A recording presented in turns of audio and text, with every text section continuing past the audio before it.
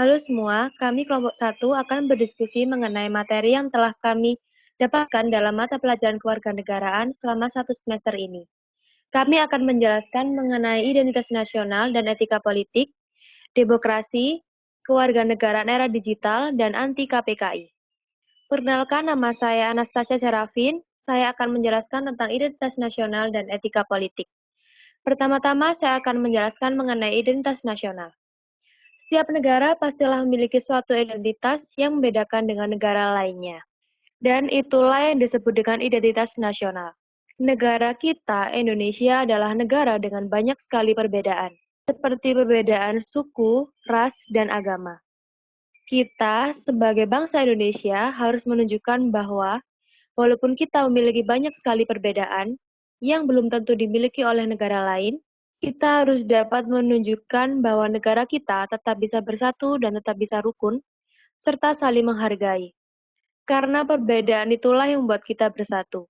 Tetapi di negara kita sekarang terjadi krisis identitas nasional, seperti banyak sekali budaya asing yang masuk dan mempengaruhi pola pikir masyarakat kita.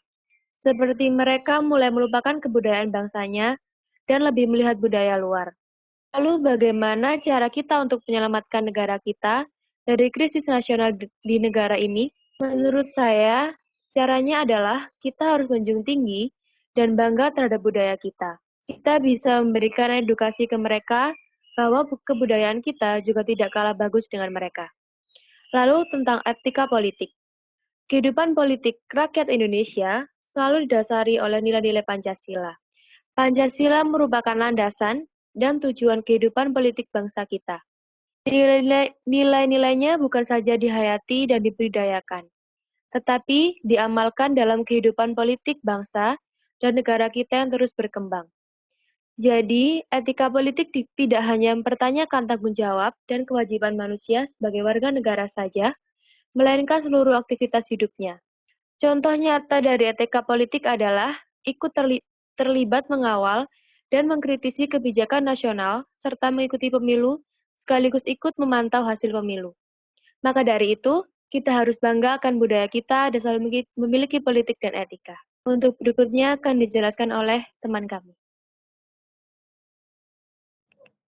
Baiklah, selanjutnya saya akan menjelaskan tentang demokrasi. Perkenalkan, nama saya Kimberly Agustin dari PPBN 2018. Menurut Kamus Besar Bahasa Indonesia atau KBBI, demokrasi adalah bentuk atau sistem pemerintahan yang seluruh pemerintahannya diperintah oleh rakyat dengan perantaraan wakil yang telah dipilih oleh rakyat. Jadi, pengertian demokrasi adalah pemerintahan yang diselenggarakan dari rakyat, untuk rakyat, dan oleh rakyat. Indonesia sendiri menjadi salah satu di antara negara yang menganut sistem pemerintahan secara demokrasi. Negara yang menganut sistem demokrasi akan memberikan kebebasan warga negaranya untuk menyampaikan pendapat. Lalu bagaimana perkembangan Indonesia selama menjalani pemerintahan secara demokrasi? Pada awalnya demokrasi itu dimulai pada Orde Baru, yaitu dengan konsep demokrasi Pancasila. Visi utama pemerintahan Orde Baru ini adalah untuk melaksanakan Pancasila dan UUD 1945 secara murni dan konsekuen dalam setiap aspek kehidupan masyarakat Indonesia. Dengan visi tersebut, Orde Baru memberikan harapan bagi rakyat Indonesia, terutama yang berkaitan dengan perubahan-perubahan politik. Namun perubahan politik dari yang bersifat otoriter pada masa demokrasi terpimpin di bawah Presiden Soekarno menjadi lebih demokratis pada Orde Baru. Rakyat percaya terhadap pemerintah Orde Baru di bawah pimpinan Presiden Soeharto atas dasar beberapa hal, yaitu Soeharto menjadi tokoh utama Orde Baru, dipandang sebagai sosok pemimpin yang mampu mengeluarkan bangsa Indonesia dari keterpurukan. Lalu yang kedua, Soeharto berhasil membubarkan Partai Komunis Indonesia yang menjadi musuh Indonesia pada masa itu. Lalu Soeharto juga berhasil menciptakan stabilitas keamanan Indonesia pasca pemberontakan PKI dalam relatif waktu singkat. Namun yang terjadi justru sebaliknya. Pemerintahan Soeharto juga seperti pemerintahan sebelumnya yang bersifat otoriter. Jadi sepertinya harapan rakyat Indonesia pada masa itu juga bisa dibilang pupus juga. Lalu kalau demokrasi pada masa sekarang ini cenderung terlalu bebas. Jadi masyarakat terlalu bebas untuk menyampaikan pendapatnya. Begitu menurut saya. Selanjutnya akan dijelaskan oleh teman saya. Oke, terima kasih. Selanjutnya saya akan menjelaskan sedikit ya, tentang apa itu kewargaan digital. Kewargaan digital sendiri merupakan konsep ya, atau semacam materi yang memberikan tentang pengetahuan bagaimana cara kita menggunakan teknologi sosial media ya berupa internet ataupun mungkin aktif di sosial media yang lain yang biasanya didefinisikan sebagai norma atau perilaku. Jadi secara baik dan benar. Kemudian ternyata dari kewargaan digital tersebut biasanya teknologi yang lebih kita pantau ini sebenarnya adalah yang biasanya kita sebut dengan internet. Ya, kita bisa mengatakan bahwa internet ini cukup luas cakupannya dan memiliki dampak yang cukup signifikan di seluruh dunia. Dan ternyata internet sendiri juga memiliki dampak antara yang positif serta negatif. Dampak positifnya bisa berupa yaitu mendapatkan banyak ide sebagai sarana komunikasi, bahkan bisa mencari uang di internet atau bahkan menambah wawasan dan pengetahuan. Di sisi lain, dari dampak positif tersebut ternyata terdapat juga dampak negatif penggunaan internet. Contohnya seperti cybercrime, pornografi, penipuan, perjudian, serta mengurangi sifat sosial manusia. Dan di sisi lain, saya akan memberikan contoh mengenai permasalahan yang akhir-akhir ini terjadi di Indonesia yang berkaitan dengan kewargaan digital. Tidak lama ini bahwa kita mendengar bahwa berita Microsoft sendiri telah memberikan penobatan kepada netizen Indonesia bahwa sebagai netizen terburuk di Asia Tenggara. Selain di sisi lain, ternyata hal tersebut juga dibuktikan dengan adanya setelah Microsoft mengeluarkan penobatan atau pengumuman tersebut, tidak lama ternyata akun Microsoft tersebut juga diserang oleh netizen Indonesia. Jadi ya akhirnya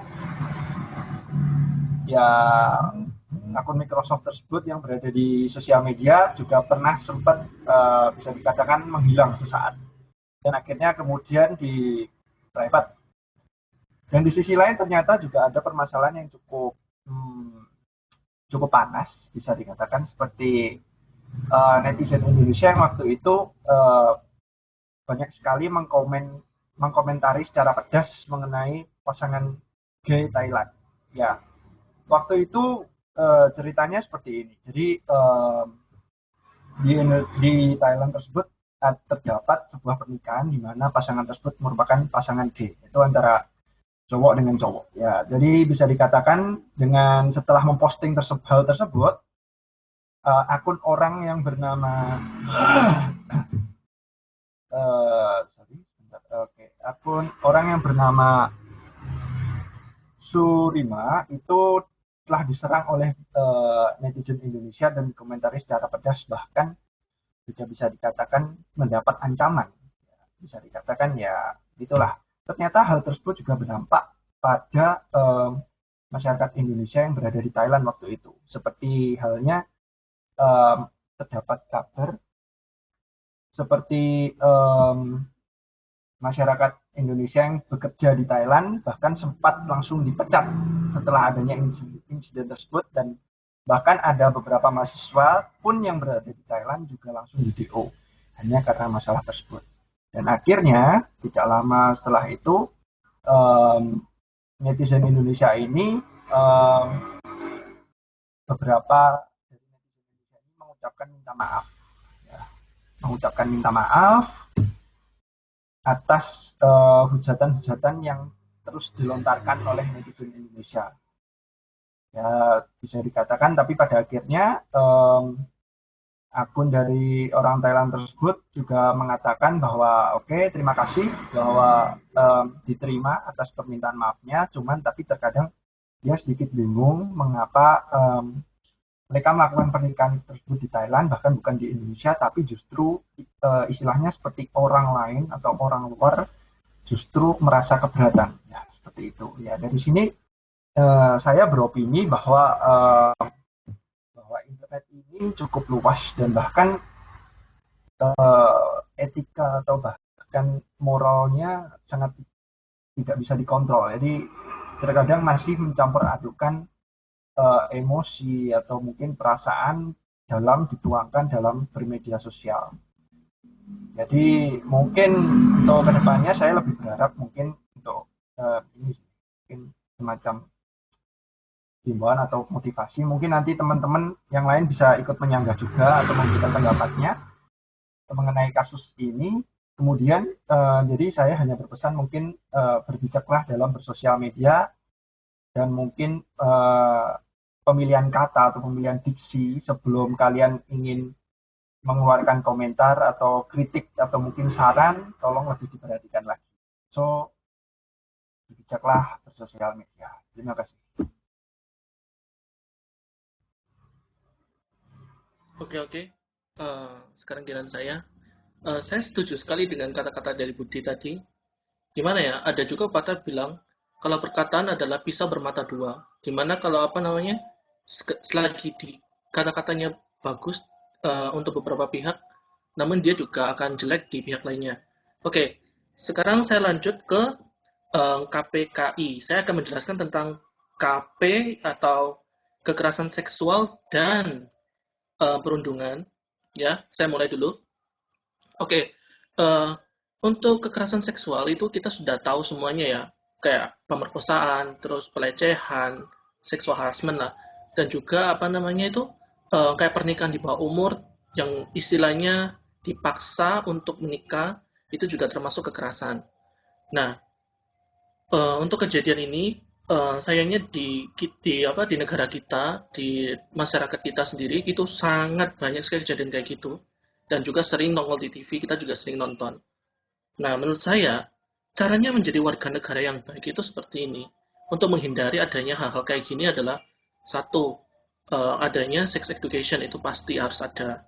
Karena sex education itu akan mengajari kepada kita apa yang boleh dan tidak boleh dilakukan. Karena semua hal dilakukan dalam asas dalam kayak misalnya keingintahuan lah, makanya mereka melakukan kayak gitu. Itu pertama. Terus kedua, selain ada sex education, pelajaran agama, pelajaran sosial itu juga sangat perlu. Itu untuk menaikkan nilai moral dan nilai sosialnya per individu. Dengan cara seperti itu, untuk kekerasan seksual pasti akan berkurang dengan sendirinya. Kedua, untuk perundungan atau bullying. Perundungan atau bullying saya bagi jadi 3. Bullying di sekolah, bullying di kantor, sama bullying di media sosial. Negara kita juga cukup banyak kasus-kasus kayak gini. Misalnya kalau bullying di sekolah, ada juga beberapa berita yang menjelaskan kalau adanya siswa baru, atau misalnya kayak pada saat MOS atau masa orientasi siswa, ada beberapa siswa yang dikerjain kakak kelasnya dan juga dipukul. Ada juga beberapa yang kayak taruna yang dipukul hingga masuk rumah sakit, itu juga ada. Atau pula lainnya yaitu di tempat kerja di mana dimarahi bosnya lah, terus dikerjain sama rekan kerja lah, yang akhirnya membuat pribadi seseorang tuh merasa tertekan dan juga takut. Dan bullying ini efeknya itu sangat mengerikan, karena selain dia akan takut bersosialisasi, dan akhirnya dia akan melakukan hal yang namanya bunuh diri. Nah, cara menjadi warga negara baik itu harus gimana sih kita hadapi perundungan ini? Yaitu pertama, kita harus mengerti pribadi orang itu berbeda-beda. Dengan adanya hal seperti ini, kita akan dibuat atau kita harus membuat diri kita sendiri itu terbuka kepada orang lain. Mengerti kalau dia sifatnya seperti ini atau kekurangannya seperti ini, bagaimana cara kita menghadapi dia. Karena nilai sosial ini untuk ini sangat penting, karena tidak setiap orang memiliki hati yang sama, terus kepribadian yang sama, dan juga punya rasa kesabaran yang sama. Ingat, ada juga yang mengatakan orang jahat itu adalah orang baik yang tersakiti. Jadi orang jahat pun mereka itu dulunya juga orang baik. Jadi tidak semuanya orang jahat itu berawal-awal karena memang ingin buat jahat. Kebanyakan juga karena dia tersakiti, sakit hati dan akhirnya membuat kejahatan. Jadi untuk bullying caranya kita menghentikannya adalah yaitu kita harus stop melihat orang lain dalam kacamata kita sendiri. Kita juga harus melihat dari sisinya mereka. Itu saja, terima kasih.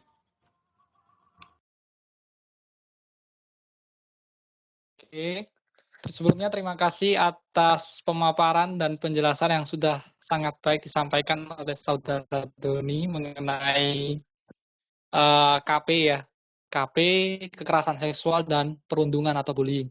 Nah, sebelumnya di sini saya akan melanjutkan pemaparan atau penjelasan yang disampaikan oleh Saudara Doni. Sebelumnya perkenalkan, nama saya Ardi Juandra, saya berasal dari Prodi Pendidikan Bahasa Mandarin Angkatan 2017. Nah, berbicara masalah korupsi, mungkin sudah sering kita dengar ya telinga kita mengenai korupsi, yang dimana karena korupsi ini sering terjadi ya di Indonesia. Sebelumnya itu kita perlu tahu dulu apa itu pengertian korupsi. Nah, berdasarkan KBBI atau Kamus Besar Bahasa Indonesia, ini saya rangkum ya dari KBBI bahwa bahwa korupsi ini merupakan suatu tindakan yang menyelewengkan atau menyalahgunaan uang, ya uang untuk kepentingan pribadi atau kepentingan golongan. Itu pengertian dari korupsi menurut KBBI itu sendiri. Nah, berdasarkan jenis-jenisnya, korupsi itu tentunya ada banyak ya, ada banyak. Ada mulai dari gratifikasi, ada mulai dari suap menyuap ya, ada kolusi ya, dan lain sebagainya. Di dunia pendidikan kita berbicara masalah ada yang namanya korupsi waktu, terlambat ya, dan lain sebagainya. Nah, di sini yang ingin saya tegaskan ya dalam kesempatan yang berharga kali ini bahwa kita sebagai warga negara yang baik ini perlu menerapkan, kita perlu yang namanya mengimplementasikan ya nilai-nilai dan prinsip-prinsip anti korupsi itu sendiri. Nah, nilai-nilai dan prinsip-prinsip anti korupsi ini seperti apa? Ya, tentunya ada banyak ya. Tentunya ada banyak. Nah, di sini saya akan jelaskan pertama adalah nilai-nilai anti korupsi seperti apa. Yang pertama adalah kita akan membahas yang namanya nilai kesederhanaan ya. Nilai kesederhanaan, kemudian ada yang namanya nilai keterbukaan, kemudian ada yang namanya nilai keadilan ya, dan nilai-nilai yang lain. Kemudian prinsip-prinsip anti korupsi seperti apa? Prinsip-prinsip anti korupsi ini ada banyak juga tentu. Mulai dari prinsip akuntabilitas ya, prinsip transparansi. Prinsip transparansi itu apa? Prinsip keterbukaan, seperti kita melakukan video sekarang ini kan kita bersifat transparan ya. Terbuka, tidak ada sesuatu yang ditutup-tutupi ya. Prinsip keadilan ya, prinsip kebijakan ya, dan lain sebagainya. Nah, maka dari itu kita ya tentunya sebagai warga negara yang baik, tentunya kita sebagai mahasiswa generasi muda Universitas Majung, kita tidak boleh hanya menggantungkan ya, kalau misalnya kita lihat televisi, kita terus ya hanya menggantungkan pada lembaga KPK saja yang berjuang. Kita tidak boleh hanya menggantungkan lembaga KPK yang berjuang, melainkan kita harus yang namanya memantapkan hati, kita harus bersama-sama bersinergi untuk bersatukan tekad untuk tidak ikut campur dalam melakukan yang namanya praktek mencuri itu sendiri. Mengingat mencuri ini adalah dasar dari korupsi. Ya, seperti itu. Kemudian untuk masalah intoleransi ya, masalah intoleransi yang terakhir yang di I-nya itu sendiri, berbicara masalah paham intoleransi, kita semua tahu ya bahwa intoleransi merupakan suatu paham yang dimana pahamnya itu mereka mengabaikan atau mengacaukan nilai-nilai dari toleransi itu sendiri. Ya, mengingat ya kita semua tahu bahwa Indonesia ini terdiri atas banyak suku, agama, ya ras, ya budaya dan sebagainya. Dan jika paham intoleransi ini terus menyebar, tentunya Indonesia ini akan menimbulkan yang namanya desintegrasi bangsa atau yang akan menyebabkan yang namanya perpecahan bangsa. Tentunya kita kan tidak sebagai warga negara yang baik ini kan tentu kita tidak akan membiarkan hal itu terjadi, bukan ya? Maka dari itu ada banyak langkah. Ya, salah satunya atau langkah konkret yang bisa kita lakukan adalah kita tidak boleh egois ya. Kita tidak boleh mementingkan diri sendiri. Kita tidak boleh mementingkan agama atau suku atau ras atau budaya kita jauh lebih hebat, jauh lebih superior daripada agama, budaya, suku atau budaya lain. Kira-kira seperti itu mengenai intoleransi. Maka dari itu ya, berdasarkan pemaparan yang sudah sangat baik, yang sudah sangat jelas, yang telah disampaikan oleh saudari Anastasia, mulai dari saudari Anastasia, Kim, Budi, Doni, dan saya sendiri, kelompok kami secara tulus berharap agar kedepannya kita bersama-sama ya sebagai masyarakat Indonesia, bukan hanya dari kelompok kami saja, dari kelompok lain juga bersama-sama agar kedepannya bangsa Indonesia ini dapat terbebas dari masalah-masalah yang sudah kita diskusikan selama semester ini. Ya, mulai dari kasus krisis identitas sampai dengan intoleransi itu sendiri. Sehingga dengan menerapkan, dengan mengimplementasikan langkah-langkah konkret yang sudah kelompok kami diskusikan pada hari ini. Sehingga kedepannya bangsa Indonesia, bangsa kita ini dapat menjadi suatu bangsa yang baik dan yang dapat menjadi suatu bangsa yang besar. Bangsa yang dimana masyarakatnya kita ini semua dapat tercipta suatu kondisi yang aman, yang damai, yang tentram, yang sentosa. Dan tentunya terwujudnya suatu sistem atau suatu tatanan yang adil, yang sesuai dengan butir-butir dari implementasi dari Pancasila dan Undang-Undang Dasar 1945 itu sendiri. Sekian dari kelompok kami. Mohon maaf apabila ada kesalahan atau kekeliruan. Sekian, terima kasih. Terima kasih. Terima kasih. Terima kasih.